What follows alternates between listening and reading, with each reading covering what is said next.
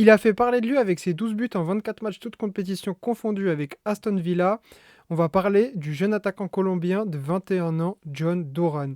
Je vais analyser son cas et décortiquer son jeu. Comment joue-t-il et pourquoi est-ce que tout le monde en parle? Juste avant de commencer, n'hésitez pas à me proposer des joueurs en commentaire si le concept vous plaît.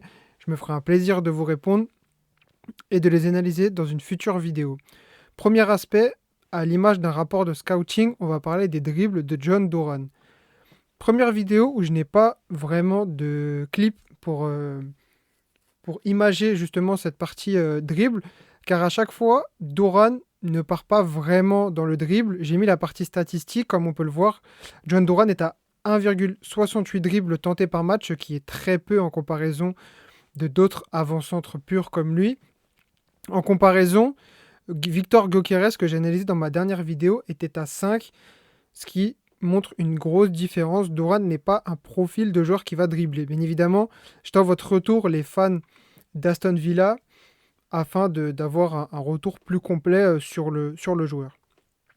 Deuxième aspect, on va voir comment le joueur se débrouille en possession du ballon pour son équipe. Je vais revenir rapidement là-dessus. Et surtout, n'hésitez pas à rester jusqu'à la fin de la vidéo, il y aura une petite surprise. Donc, John Doran est un joueur qui est très souvent disponible. Il n'hésite pas à venir demander le ballon pour proposer à ses coéquipiers des solutions. Il ne va pas, bien évidemment, toujours être servi, mais c'est un joueur qui est disponible et qui n'hésite pas. On le retrouve souvent dans les bons coups et il a aussi un appel, si je puis dire, signature entre les deux centraux à ce niveau-là. C'est un joueur qui adore partir entre les deux centraux, prendre de la vitesse et plonger dans la profondeur. À ce niveau-là, c'est une grosse qualité de la part de John Doran. Aussi un joueur qui peut être plutôt intelligent, mais on va revenir à ce niveau-là un petit peu plus tard. Là, il voit le 2 contre 1. Et il ne part pas dans le dribble, juste il crochette, même si on peut compter ça comme un dribble. Il centre dans la bonne zone. Malheureusement, son coéquipier va être incapable de récupérer le ballon. Mais c'était bien joué de sa part. Toujours disponible entre les lignes, John Doran ne se cache pas, il demande l'appel, encore une fois, entre les deux centraux. C'est vraiment un appel signature qu'il fait très souvent. Un joueur qui se déplace énormément. Encore une fois, là, on le voit entre les deux centraux. Récupération, Doran comprend et attaque l'espace directement, sans être en jeu, bien évidemment. Il a une très bonne qualité d'appel, je trouve. Mais on va revenir là-dessus un petit peu après. C'est un joueur qui est donc très souvent disponible. Là, on ne le voit pas sur cette situation, mais c'est son central qui a la balle. Et Doran demande le ballon. Là-dessus, c'est vraiment une grosse différence avec Victor Gyökeres que j'ai pu faire, sans vouloir les mettre en comparaison, bien sûr. C'est vraiment une grosse différence que j'ai pu voir dans les échantillons de matchs que j'ai pu observer de Doran. Après, il a encore un peu de déchets, malheureusement, sur son jeu avec ballon. C'est quelque chose qui va, j'espère, pouvoir gommer. Mais il a souvent de l'idée, mais on reviendra dessus, bien évidemment, sur l'aspect créativité un petit peu plus tard. Là, on peut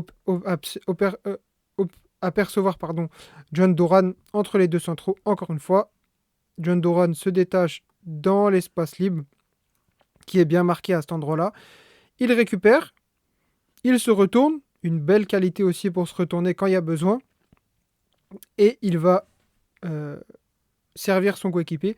Et ça va amener une très belle occasion pour Aston Villa. Malheureusement, il n'y aura pas but, c'est dommage. Mais vraiment un joueur qui est très intéressant. Toujours disponible. Il touche en moyenne 33 ballons par 90 minutes.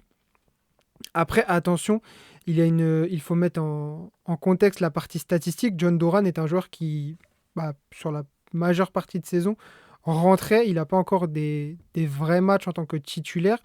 Donc sur les statistiques, c'est toujours à prendre en compte. Mais à ce niveau-là, c'est un joueur qui est très souvent disponible. On le voit directement, hein, que ça soit, même s'il joue peu de temps, là, j'ai bien pris un match où il jouait les 80, enfin, je dis pas de bêtises, les 90 minutes ou au moins 75. Et on le voit toujours disponible entre les lignes pour demander. Des fois, c'est un petit peu brouillon, mais là-dessus, je trouve qu'il y a vraiment un potentiel. C'est quelque chose qui fait très souvent. Autre aspect du jeu de John Doran qui est très très intéressant, son jeu en pivot. Il adore prendre appui sur son défenseur pour justement remiser ensuite derrière. Là-dessus, Il le fait très bien avec son jeu de corps, mais je vais revenir un petit peu là-dessus après. Toujours à demander le ballon, on le voit, là, il a plutôt une bonne variété dans ses appels. Il n'hésite pas à tenter plusieurs choses, que ce soit même des appels contre appels pour se libérer de son défenseur. Là, on le voit récupérer le ballon et malheureusement, il va tenter la passe qui va être ratée. Mais l'idée était là. Encore une fois, on le voit là, demandeur du ballon, John Doran récupère, se retourne et là, il décale et c'est là où il y a un gros point et axe d'amélioration, je trouve, c'est dans sa qualité de passe et sur sa justesse. Ça va malheureusement amener le but, notamment du RB Leipzig en contre. Mais là, hop, toujours dans le cas, enfin dans le triangle plutôt ici, pour venir demander vraiment une belle intelligence d'appel pour demander le ballon. À ce niveau-là, c'est un joueur qui est plutôt bien formé, je trouve. Et là, encore une fois, des appels contre appels, vraiment quelqu'un d'assez mobile pour demander très souvent le ballon. Ensuite, on va passer sur l'aspect créativité. Donc là, John Doran peut avoir tendance à tenter des choses parfois trop difficiles. Plusieurs fois, j'ai eu cette situation où Doran reçoit un ballon dos au jeu et il s'en débarrasse. Il s'en débarrasse et je pense qu'il y a mieux à faire sur ce genre de situation. Peut-être un axe, encore une fois, d'amélioration. Mais vraiment, Doran peut tenter des choses parfois difficiles. Mais il a aussi de l'idée et parfois même, si je puis dire, un petit peu de culot sur des passes un peu à l'aveugle, des passes un peu croisées comme ça. C'est un joueur qui tente et qui n'hésite pas à justement essayer de surprendre l'adversaire, même si bah, il va rater des choses simples par moment, et là-dessus, c'est dommage. Comme ce genre de passe, l'idée était là, on voit son coéquipier, mais malheureusement, la passe va être ratée. Maintenant, passons à un des aspects les plus importants pour un avant-centre, sa qualité de finition et comment il va s'amener les tirs. Juste avant ça, je vous invite à aller voir le premier lien dans la bio et le premier commentaire également.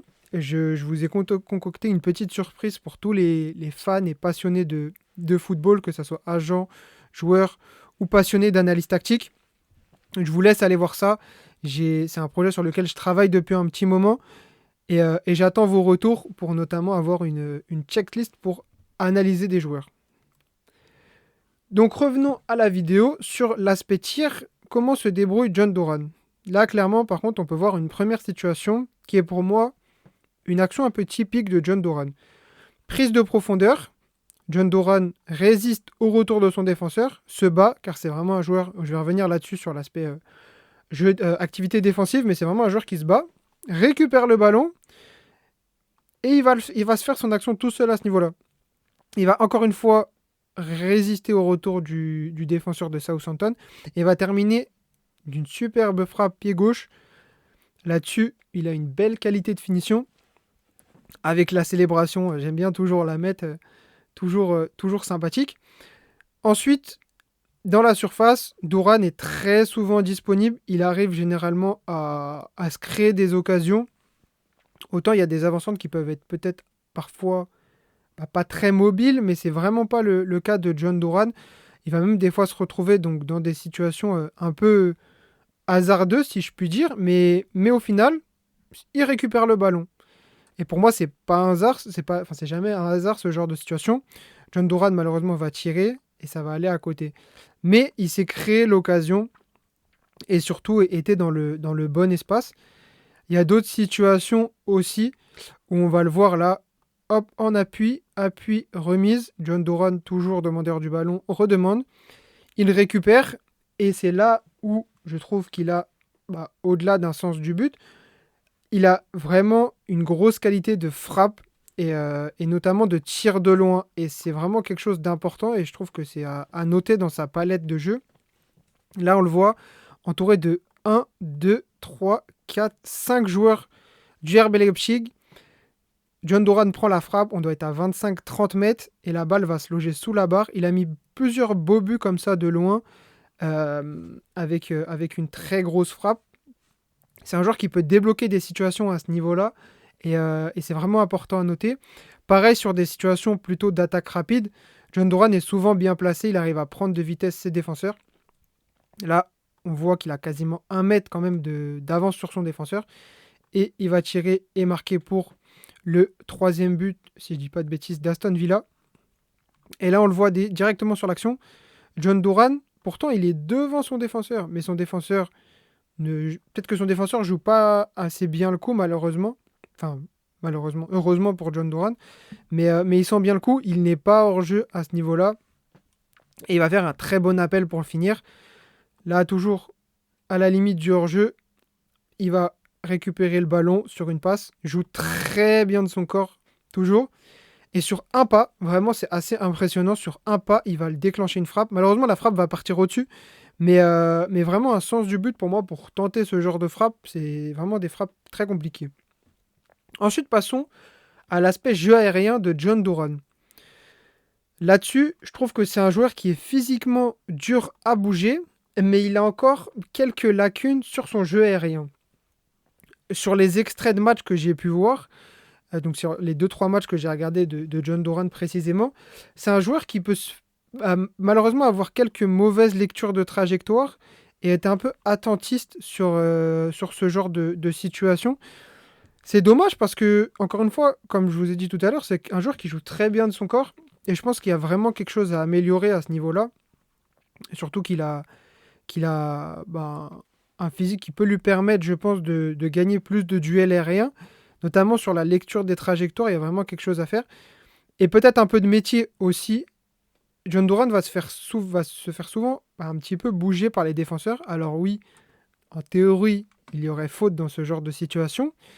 Mais on est en Ligue des Champions et John Duran doit apprendre. Donc là, il va réussir à toucher la balle. Malheureusement, la balle va pas vraiment être exploitable pour son coéquipier. Mais je trouve qu'il y a vraiment quelque chose à améliorer sur son jeu aérien, vraiment un gros axe d'amélioration. Là, même situation, il est au duel, il arrive un peu en avance, il se fait un petit peu bouger, il tombe et Mohamed Salah va terminer l'action sur la suite. N'hésitez pas à me dire si vous voulez une analyse de Mohamed Salah. On est quand même sur un joueur là qui explose tout cette saison. Donc n'hésitez pas à me dire, ça sera avec grand plaisir. Ensuite, sur l'activité défensive de John Duran, on sait que maintenant c'est un aspect très important pour les joueurs, et notamment, enfin pour les joueurs, notamment pour les avancantes, surtout pardon, sur les joueurs offensifs. Et bah ça tombe bien parce que John Duran, là-dessus, c'est un joueur qui est très généreux. Et je trouve que c'est aussi un joueur qui est plutôt intelligent défensivement. Il sort plutôt dans les bons tempos, il se retrouve peu sous ballon, au-dessus ballon, pardon. Donc là-dessus, c'est vraiment un aspect important du jeu de John Duran. Et c'est vraiment quelque chose qui fait très bien. Malheureusement, il a encore quelques lacunes. Donc là, on peut le voir. John Duran presse bien. Ça va donner une action pour Aston Villa. Malheureusement, ça va pas faire but. Mais un des aspects où John Duran peut, je trouve, progresser, par contre, c'est dans sa manière de défendre. Là, sur ce genre de situation, Duran va être un peu en retard et il va se jeter. Il a tendance à le faire très souvent. Et il faudra qu'il fasse attention à ce genre de situation parce que là, ça peut amener des jaunes, puis dans le pire des cas, des cartons rouges. Et je trouve que c'est dommage parce qu'il y a vraiment une volonté de défendre et de bien faire, mais il faut faire attention.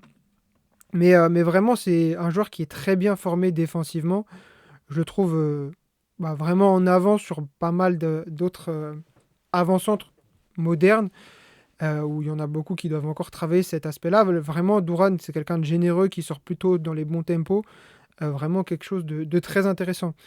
Enfin, sur la partie positionnement, sur les matchs que j'ai vus, John Duran était plutôt sur un 9. Enfin, il était vraiment 9 pur, si je puis dire.